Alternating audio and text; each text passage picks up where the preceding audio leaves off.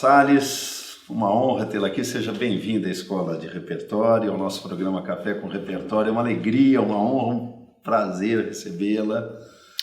O prazer é meu estar aqui nesse lugar tão gostoso, que é o Zino, gostoso na sua presença, amigos de longa data, partilhando das mesmas ideias, prazer estar aqui. Muito difícil te apresentar, Mara, né? Porque é uma mulher múltipla, tantas coisas, tantas andanças, tantos caminhos, enfim. Mas, para aqueles que não seguem, chefe de cozinha e proprietária de um importante restaurante de comida brasileira, Tordesilhas, aqui em São Paulo, professora de gastronomia brasileira, pesquisadora, né? Andadora pelo Brasil, uma leitora contumaz de literatura, em especial de literatura brasileira, apaixonada por Guimarães Rosa, não é pouca coisa, por Cora Coralina e por tantos Manuel outros, de Barros. Por Manuel de Barros, claro, né?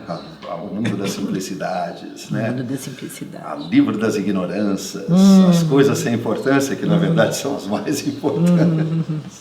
Que beleza, muita história, né, Mara? Como é que você virou uma chefe de cozinha e teve a ideia de abrir um restaurante?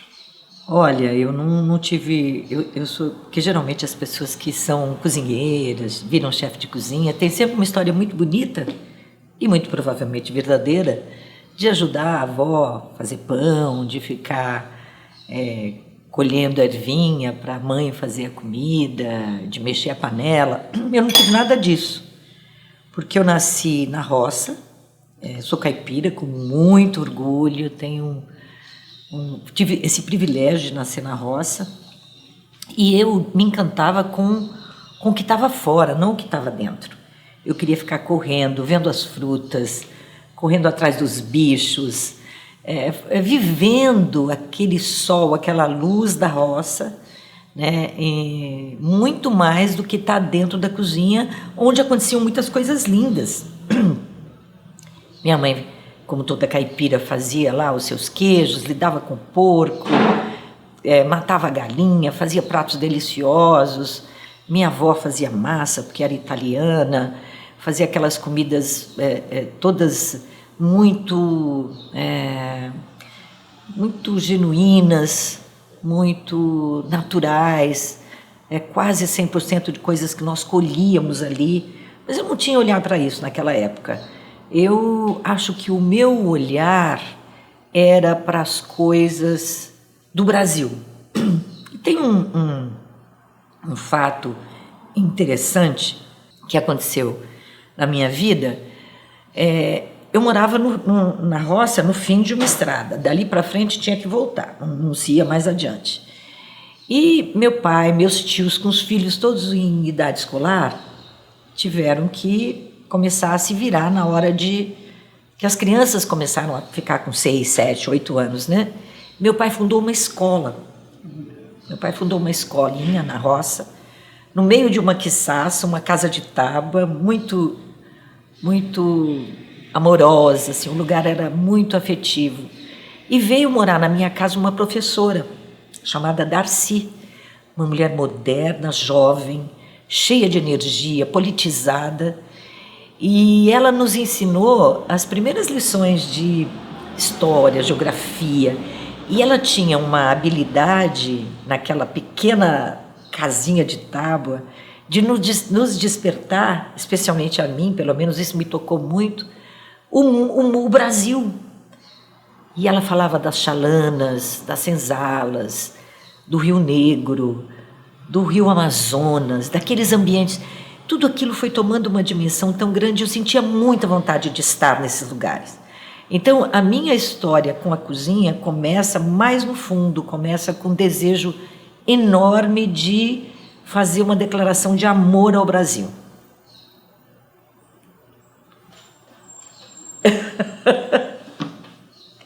Que bonito, hein? Salve Darcy, minha Salve professora. Darcy Ribeiro. Darcy Ribeiro e Darcy Pois Teixeira, minha professora. A Darcy e o Darcy, né? Que bonito. Que bacana. Eu nem vou te perguntar da história de Ouro Preto, que você viu a moça lá na cozinha, como você é feliz. Muito bem. Puxa, que bonito isso, hein, Mari? Então, uma vontade de Brasil, uma vontade de Uma vontade de brasilidade. conhecer essa riqueza toda. E por que você pôs o nome no seu restaurante, então, de Tordesilhas, né? Completando quantos anos agora o seu restaurante?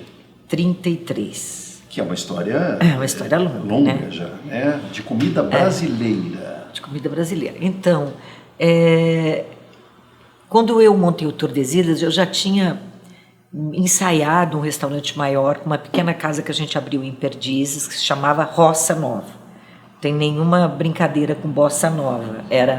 A Roça Nova é o lugar onde se planta pela primeira vez depois da derrubada, e essa colheita é muito frutífera, exuberante e tal.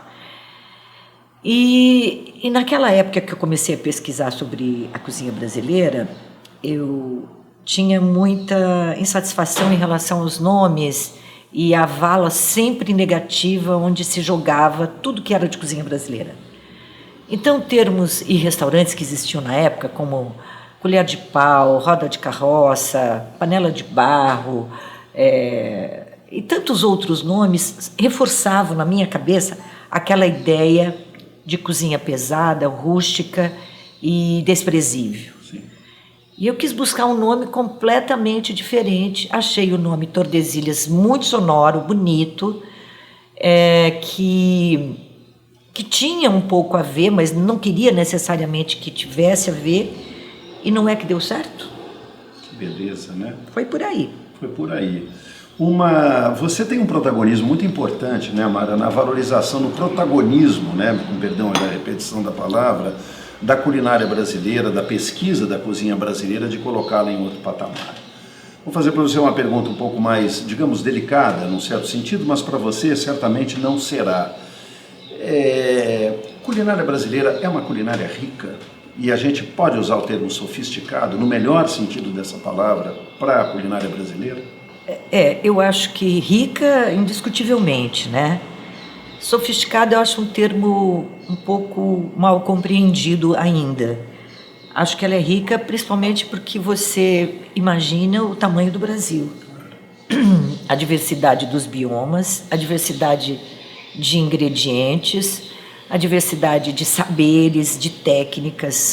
É um continente com regiões muito particulares, né? Se você imaginar uma pessoa lá no sul fazendo um churrasco e você imaginar um amazonense assando um peixe, ele tem uma pele diferente, ele vive num ambiente diferente, o gaúcho vive numa outra região.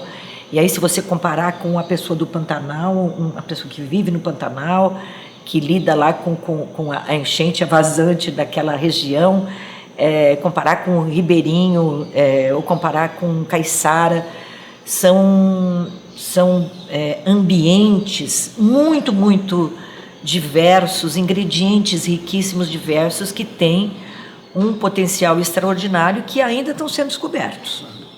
Sem dúvida, eu não tenho nenhuma dúvida de dizer que ela é uma das cozinhas mais ricas do mundo. Falo isso de boca cheia. E com propriedade, né? Eu acho que pouco. Alguma, né? De quem pesquisa isso profundamente. Quer dizer, eu acho que você tem, entre tantos méritos do seu trabalho, o trabalho como pesquisadora, como recentemente você publicou um livro maravilhoso, que nós vamos falar mais tarde dele, o Ambiências, né? Que já tem um título muito poético, né? Ambiências, né? Mas os biomas, as técnicas, os saberes, os fazeres, os ingredientes, as ervas, as sementes, as raízes.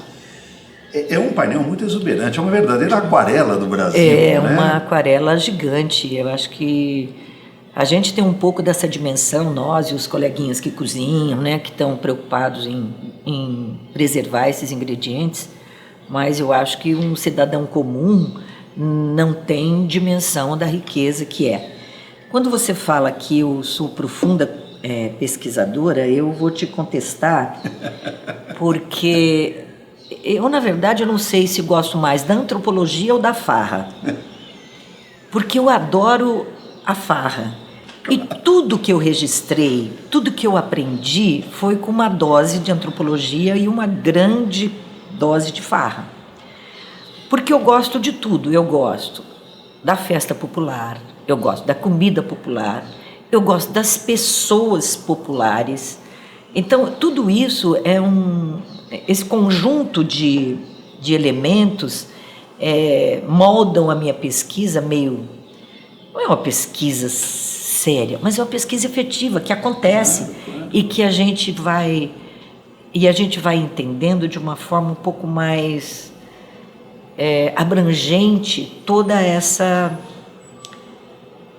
ambiência que dá o título ao meu livro, que é o homem no seu ambiente, com a sua geografia e a sua história. Então, eu não consigo desvincular uma história do ambiente.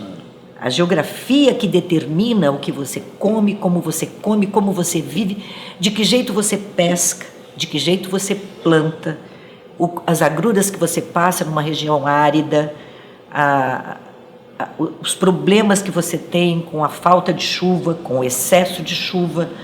Tudo isso compõe esse painel mais aprofundado do ingrediente que a gente vai percebendo na vida, na vivência, né? Então, esse mundo que eu falo, que se abriu para mim com a minha professora primária, ele se revela de forma muito gigante e profunda. Mesmo nos passos que você faz hoje, né? Quer dizer, todos os passos. Além de estar à frente de um restaurante, você continua, quer dizer, suas andanças pelo Brasil, pelo mundo. Sim. Inclusive em busca de técnicas, de encontros, em busca de trocas, sobretudo, né?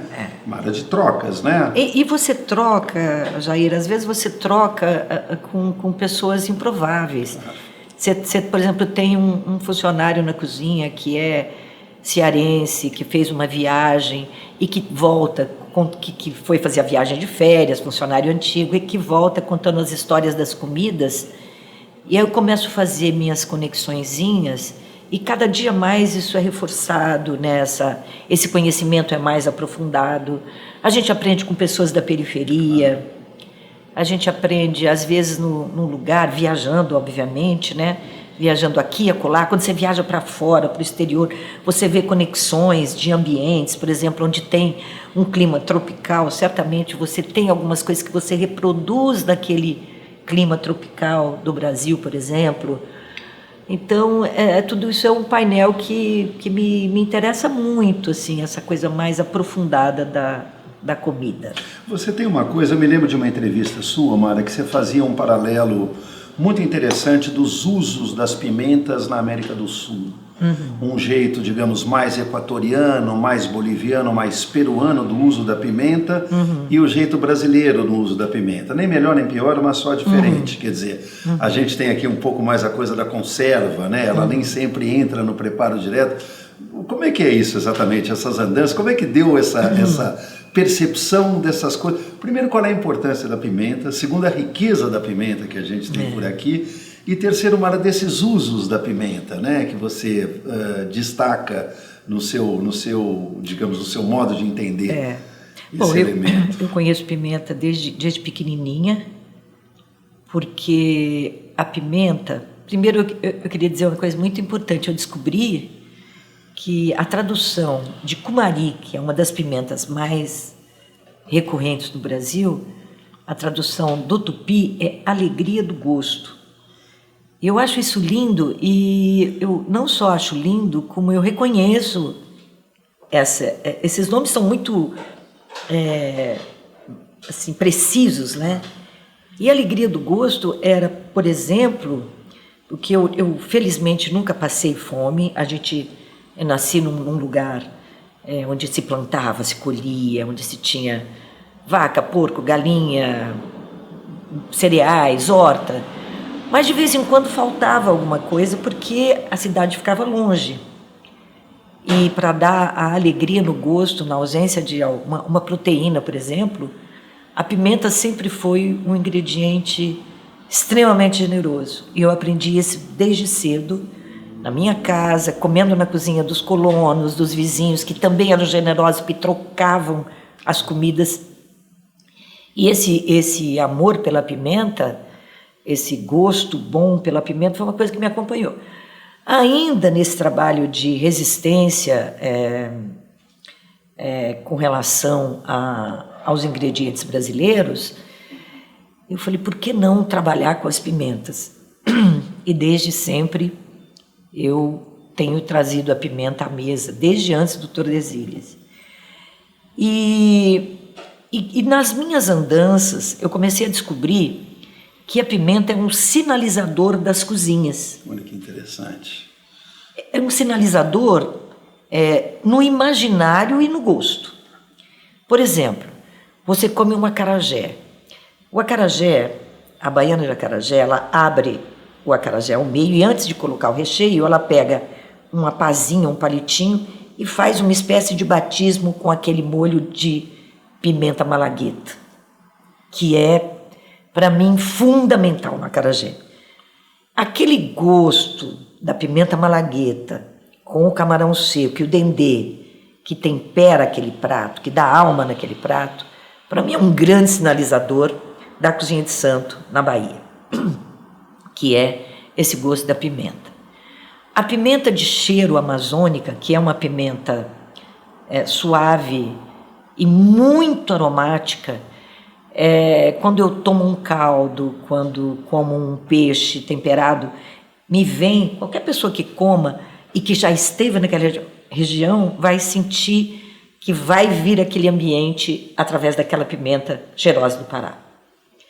No Cerrado, por exemplo, as galinhadas, os pequis, as carnes de porco sempre temperadas, os próprios arrozes, que são diversos, com a pimentinha de cheiro, amarelinha, ou aquela cheirosa do Pará, que também tem uma zona de transição ali. Também uma cozinha, uma comida perfumada, que te traz aquela lembrança muito particular de um lugar. E isso eu fui descobrindo ao longo do tempo que essa pimenta é um grande sinalizador dos sabores. Por se eu quero sentir o gosto da Bahia, eu quero sentir aquela pimenta com o camarão seco, a malagueta no dendê. E por aí vai. Minas, por exemplo, aquelas pimentas cumaris, verdinha, vermelhinha é a pimenta de passarinho, a verdinha é a cumari, tem muitas cumaris no Brasil. Mineiro não come sem pimenta à mesa. É verdade. Aquilo, para mim, me traz aquele gosto, a cumari no feijão, cumari verde, vermelho.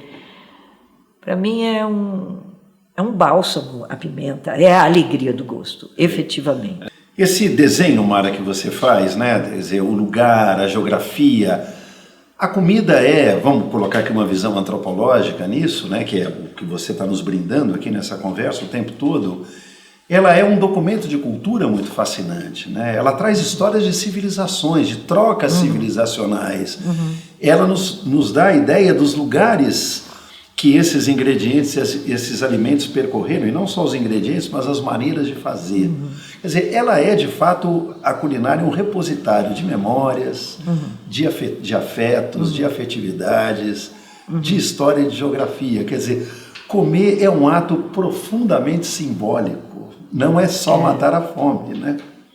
Ele não é só simbólico, eu sempre digo que a melhor maneira de você conhecer a cultura de um lugar é através da comida. Claro. Através da comida você tem, primeiro, a comida cotidiana, eu digo, né? Porque se você vai visitar um amigo, sempre vai ter uma comida diferente. O que não deveria, né? O que seria legal era a comida cotidiana, porque aí você sabe direitinho o que está acontecendo ali. Se você está no mar, você vai comer um peixe fresco e você vai saber por que eles privilegiam o peixe fresco ao invés de um frango congelado, por exemplo. Porque eles têm aquilo à mão. Eles estão na beira do mar. Então você já está entendendo que a geografia determina o gosto. Na Amazônia, por exemplo, o gosto pelos peixes de rio, e são peixes gigantes, se sobrepõe à carne do Rio Grande do Sul. O Sul, com a geografia das pastagens, favorece o cultivo, a criação de bovinos, que traz uma boa carne. E mais do que isso, Jair, eu acho que não só a geografia, mas os saberes que estão intrínsecos no caiçara, de que forma que ele assa o peixe, a tecnologia que ele desenvolveu para pescar, a tecnologia que se desenvolveu no sul para criar o gado, para ter um gado melhor, a tecnologia na Amazônia para extração do açaí, para fazer as farinhas, por exemplo. Esses saberes são fundamentais. São fundamentais, porque eles nos ensinam muito. E para nós, cozinheiros, além de nos ensinar e de trazer técnicas incríveis, e saberes, no fundo, são técnicas, que a gente chama de saberes, mas são maneiras que o homem encontrou de se preservar de complicadores para você fazer o seu trabalho. Para mim isso é técnica e ancestralmente a gente se refere a saber. Esses saberes são fundamentais para que a gente conheça o nosso ingrediente e para que nós cozinheiros, nos inspiremos. Então, eu me inspiro muito nos saberes, nos gestos, na forma de fazer a farinha, naquela intimidade que a pessoa que faz a farinha sabe em que ponto ela está perfeita, porque existe aí sim uma sofisticação, né?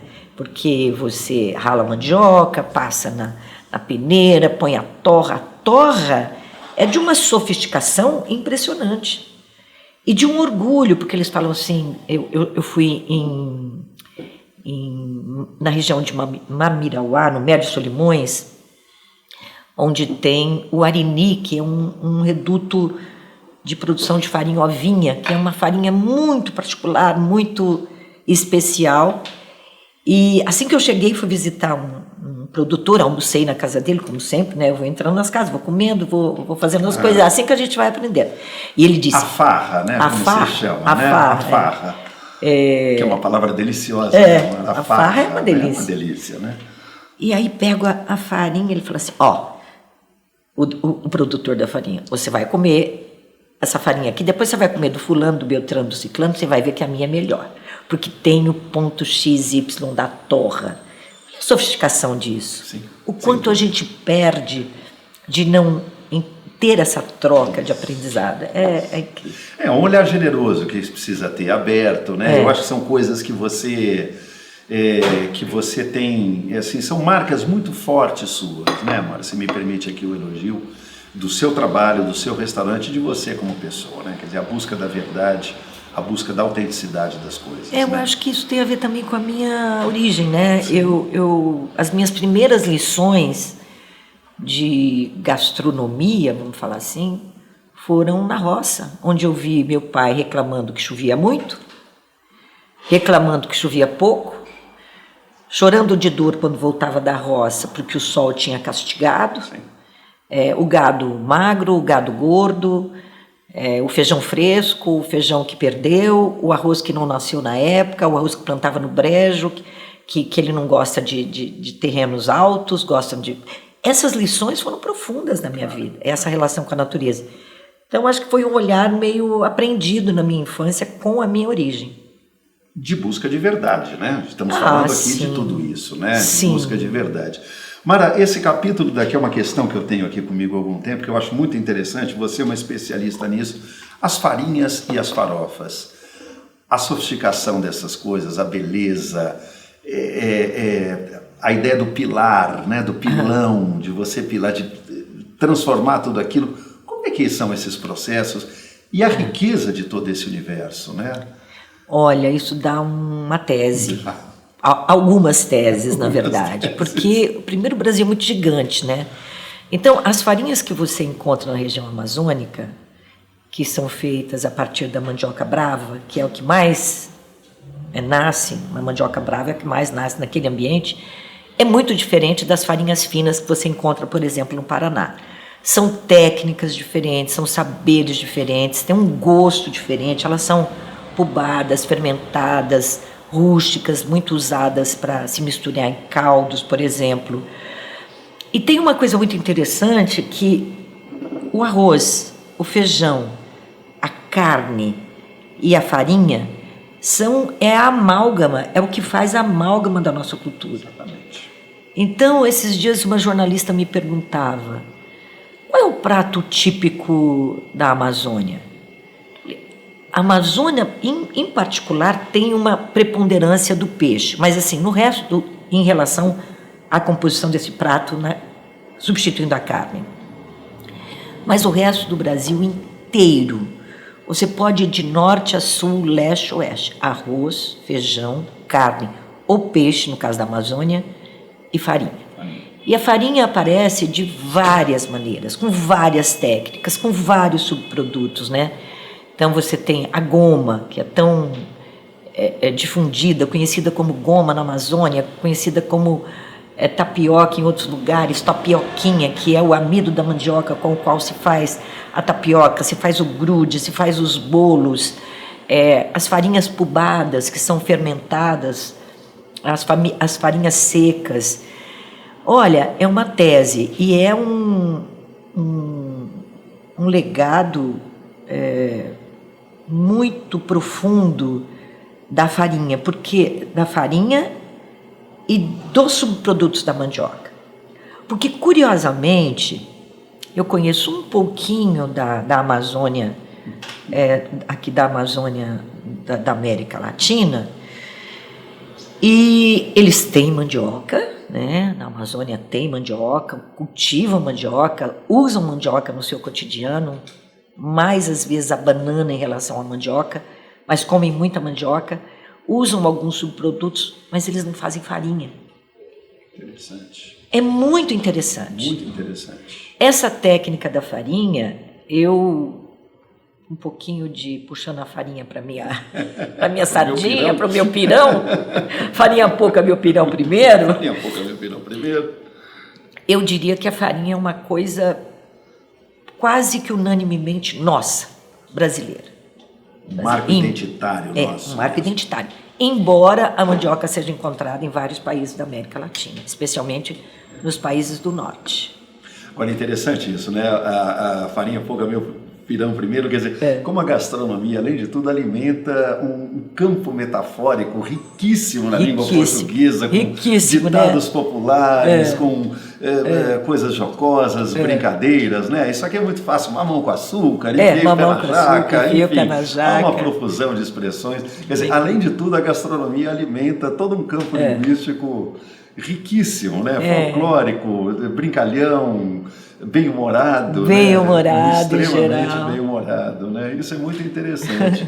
Mara, você fez um livro razoavelmente recente, né? Para um historiador, é um livro recente, que é o Ambiências, um pouco fruto das suas andanças e das suas pesquisas. Eu costumo dizer, Mara Salles tem um componente muito grande de Mário de Andrade, com as missões folclóricas do Mário de Andrade, lá nos anos 20, nos anos 30, essa saída que ele deu para o Brasil. Nossa, ganhei meu dia, hein, gente? Pelo amor de Deus.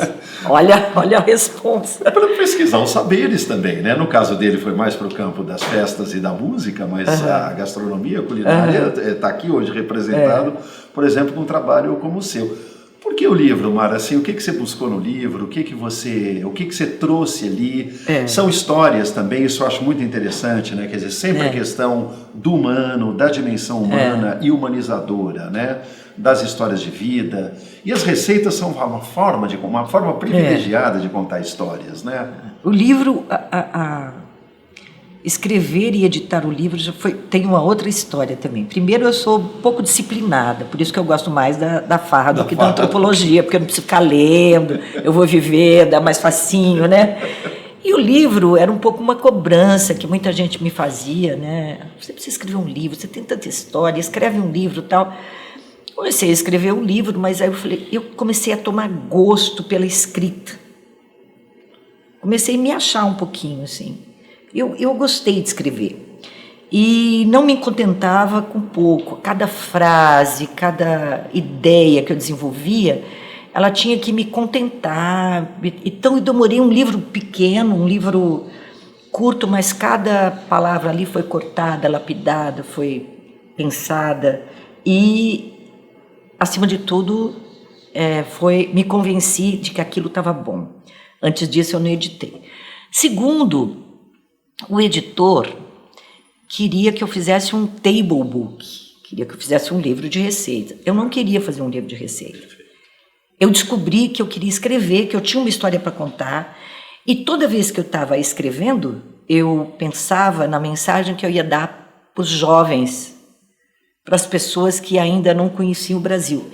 Claro que hoje, por exemplo, o acesso à informação é muito mais fácil, você tem programas lindos contando a história do Brasil, falando dos ingredientes na Amazônia, no Sul, enfim, tem muita coisa à mão hoje.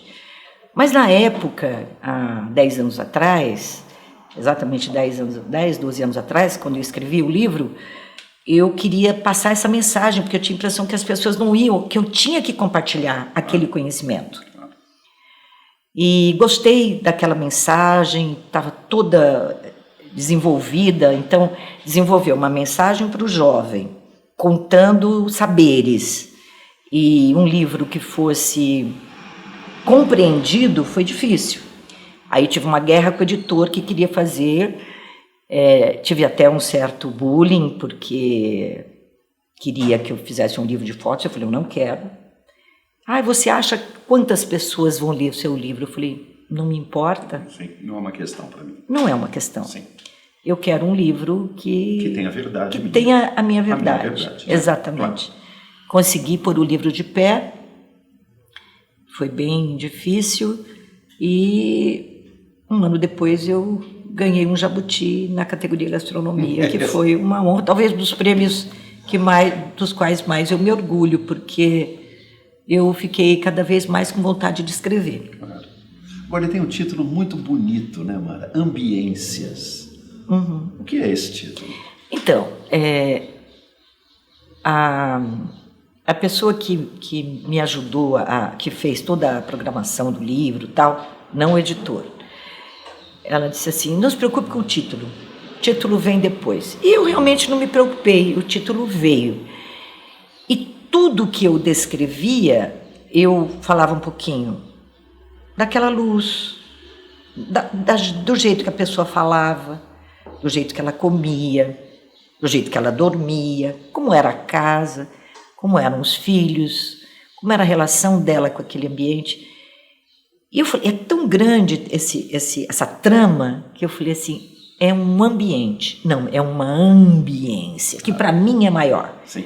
E o título veio assim, num estalo. Que é, então, a palavra que você entende que engloba toda essa questão que começa lá embaixo. Eu acho que tudo começa meio assim, mas é que cada profissional vai colocar, e eu coloquei a gastronomia nesse ambiente. Como um item. Como um item desta ambiência. Um jeito de fazer, um jeito de comer, poderíamos brincar, um jeito de receber. Um jeito de receber. Um jeito de anfitrionar, né, de ser anfitrião. Quer dizer, isso leva também, você é autora, uma das autoras de um livro muito interessante, editado no ano 2000, logo no comecinho do século XXI, Cultura e Elegância, organizado pelo professor Jaime Pinsky. Que foi meu professor. Com vários autores, e na parte final do livro você tem um capítulo que é Como Receber. E que foi um achado do livro, eu acho, para uma chefe de cozinha e uma proprietária de um restaurante, o capítulo sobre receber. Eu gostaria que você falasse um pouquinho disso, Mara, sobre a mesa, essa coisa da mesa, a possibilidade do encontro, né? A coisa de receber, do acolher, e como a mesa é esse universo, ou pode ser esse universo. A mesa é um elemento importantíssimo, né? Ali você faz confidências, inconfidências, você reconhece tudo que está acontecendo, a mãe reconhece o comportamento do filho, você compartilha amizades. Eu sou de uma família grande, muito festeira. Meus avós maternos eram andaluzes, então eu conheço muito essa história de festa, eram muito festeiros, assim. E a gente tem essa alma festeira de família grande. E aí, no trabalho que a gente faz e na vida familiar, eu reconheço que nós, brasileiros, temos um jeito muito particular de receber e de conviver. Eu não sei se a gente tem tempo, mas eu queria te contar uma história, porque assim, A feijoada, para mim, é um ícone do Brasil que revela, inclusive, a forma como a gente convive à mesa. Tinha uma vez uma jornalista italiana me procurou várias vezes. Olha, Mara, eu quero escrever um texto sobre a feijoada, eu quero acompanhar essa feijoada junto com você, comprar os ingredientes, levar para a Itália, fazer essa feijoada tal. Ela ficou comigo, eu tive a maior paciência, ela anotou tudo. 2 meses depois que ela foi embora, ela me manda um e-mail, na época e-mail, falando assim: fiz a feijoada, servi na antessala, num dia frio, o caldinho numa xícara. Depois, os torresminhos eu servi também nessa antessala. Depois, eu preparei a caipirinha numa outra área antes de entrar à mesa. Na mesa, eu coloquei uma grande baixela, a feijoada, coloquei as farolas. Ela descreveu tudo. E olhando aquela coisa, as pessoas sentadas à mesa, servindo, né? Só faltou um garçom com o paninho assim. Eu falei, ela não fez uma feijoada. Ela fez uma receita, mas ela não fez a feijoada. Cadê a farra? Cadê a cerveja? Cadê as pessoas de pé? Cadê as pessoas entrando na cozinha, ajudando, beliscando uma linguicinha aqui? Então, acho que o receber brasileiro, primeiro, não é formal. Sim. Nunca será. Sim. Você pode receber a figura mais importante. Na minha casa, ele vai ser uma pessoa que veio comer como come a pessoa que trabalha na minha casa. Vai ser bem-vindo à mesa. Nós temos essa generosidade. Então, uma hospitalidade muito própria. Uma hospitalidade e um jeito assim que expressa o nosso próprio caráter, misturado, inclusivo, né, que não está tão inclusivo hoje em dia, mas que deveria ser. Um jeito muito descontraído, afetivo, receptivo. Sim. E que tira daquela coisa da comida que você está preocupado em alegrar a pessoa que fez. Não, vai lá na cozinha, sim, ajuda a servir a mesa. Sim. Esse é o nosso jeito. Perfeito. Porque a farra é muito maior do que esse receber. Agora, falando da mesa cotidiana, da família, eu acho que ela tem que existir como mesa. Porque a mesa, como nós estamos sentados aqui olhando o olho no olho, claro, é a hora que a mãe olha no olho do filho, no olho do marido, que olha para ver que se está tudo bem, se o filho está feliz, né? É um momento se ele não está comendo bem, né? A mesa diz muitas coisas, né? A mesa, literalmente, física, ela é muito importante. Como móvel, né? Como móvel. Como objeto doméstico. Ela permite esse olhar no mesmo nível. E é um momento que você declara o seu amor, onde a mulher fica toda ansiosa por receber um elogio, porque em geral ela que fez a comida, e quando ele vem é uma realização, né? O filho, ao invés de estar no quarto, deveria estar sentado ali, né?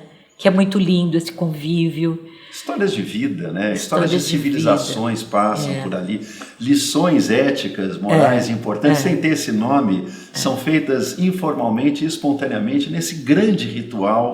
Que é o restauro, né? Que é o restauro. Porque é o momento que você, por exemplo, está compartilhando a comida, sim, com a sua família, sim, né? Eu estou distribuindo essa comida que vai te alimentar, mais do que te deixar feliz, do que te deixar satisfeito, vai te restaurar. Né? É o restauro, é o princípio. Sem comida você não vive. Então esse momento é um momento muito lindo na sociedade contemporânea, vamos falar assim.